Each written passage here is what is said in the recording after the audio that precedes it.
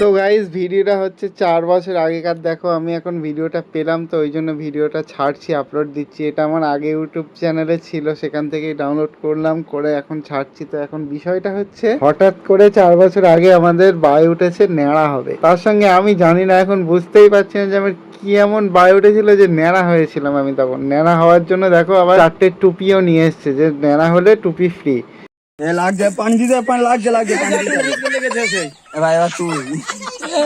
এখানে দেখো জোর কদমে ন্যাড়া করা চালু করে দিয়েছে, যাতে কেউ না পালাতে পারে। এই জন্য যে যার মতন পাকড়া পাকড়ি করে ধরে রেখেছে একেবারে। আমরা 4 জন বন্ধু আগে কাজ করতাম ওখানে, আর কি বিভৎস হাসি দেখো বন্ধুগণ। কেউ যাতে না পালাতে পারে তার জন্য এই ব্যবস্থা আর কি। দেখো বন্ধুগণ প্লেট দিয়ে একদম ন্যাড়া করে দিচ্ছে যাতে পালাতে না পারে। এমন ভাবে ন্যাড়া করছে যেখানে ন্যাড়ার চুল কেটে কোনোভাবে ম্যানেজ করা যাবে না, ন্যাড়া করতেই হবে। কেন তোর নেড়া হওয়ার বাতিক লেগেছে কেন?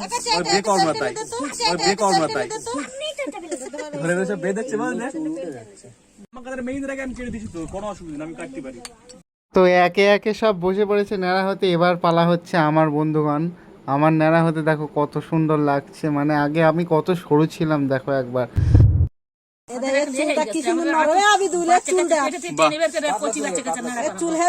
আমার চুল কাট দিকে বুঝতে পারবে। ব্যাস বন্ধুগণ আমি বসে পড়লাম ন্যাড়া হতে। ভিডিওটা যখন করছিলাম 4 বছর আগে তখন আমি লজ্জা পাইনি ভিডিওটা ছাড়তে বা করতে বা ন্যাড়া হচ্ছি সবার সামনে, গ্রামের লোক সব দেখবে, তখন আমার লজ্জা লাগেনি। কিন্তু আমার এখন ভিডিওটা পোস্ট করতে আমার যে কি লজ্জা লাগছে, আমি 4-5 দিন ধরে ভাবছি যে এটা কি ছাড়বো, আদেও কি ছাড়বো, ছাড়া সম্ভব কি আমি সেটাই বুঝতে পারছি না। কি জানি কেরা কি বলবে। যদি কোনো অসুবিধা হয় আমি তাহলে ভিডিওটা তুলে নেব, অসুবিধা নেই। তবে দেখো বন্ধুগণ মানে কি বাই লোকের উঠতে পারে, কি ধরনের বাই, এরকম বাই জানি না কার কোনোদিনও উঠেছে কি যে ন্যাড়া হবে। মানে আমার এখনো হাসি পাচ্ছে দেখে। ন্যাড়া হওয়া বাই আমি তো জীবনে প্রথম দেখলাম এটা, আর আমি অনুভবও করেছি, এখনো অনুভব করতে পারছি বিষয়টা কিরকম। আর হয়েছি তো শীতকালে বন্ধুগণ, কি বলবো।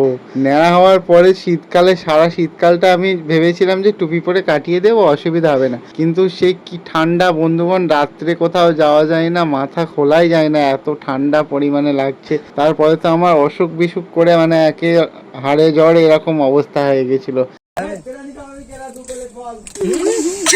মানুষটা পশু, এই দুপুরে খাদি পারে মানুষ।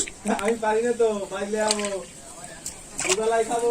ওকে আমি কি করে কথা আসি আতি তুই কি বললিস? তো বন্ধুগণ এখানে হচ্ছে একটা বন্ধু আমাদের বলছে যে 2 প্লেট বিরিয়ানি দিতে পারলে তারপরে আমি ন্যাড়া হতে পারি, এরকম শর্ত দিয়েছে। তার উত্তর তো তোমরা পেলে যে ওকে কীভাবে অপমান করা হলো। আর আমি এখানে নির্লজ্জর মতো আবার আয়না দেখে নিজে নিজে মানে শেভিংটা ভালো করে নিচ্ছি যাতে একটু চুল ফুল না থাকে। ওই জন্য মানে পুরো ক্লিয়ার কাট একদম আলুর মতো হয়ে যাচ্ছে আর কি। মানে নির্লজ্জ কারে বলে, এখনো আমার কোনো লজ্জা নেই। যে যা বলে বলুক, আমার তাতে কিচ্ছু যায় আসে না। আমি তো ভিডিও করি, আর এইসব ন্যাড়া ফেরা আমার কাছে কোনো ব্যাপারই নেই, আমি ছেড়ে দিতে পারবো। আমার কাছে লজ্জা ফজ্জা আর কিছুই নেই। হাত ধুয়ে লেগে পড়েছি যারে বলে বন্ধুগণ আর কি। এর ফল তো আমি নিয়েই ছাড়বো, কিচ্ছু করার নেই। তো ভিডিওগুলো যদি ভালো লাগে অবশ্যই একটু লাইক কমেন্ট শেয়ার করে দিতে পারো। তো 4 জনে নেওয়া হয়েছি বন্ধুগণ, এরকম উদ্ভট কাণ্ড তো কোথাও দেখা যায় না। তো আমরা ছবি তুলে রেখেছিলাম একটা জীবনের অনেক মূল্যবান স্মৃতি।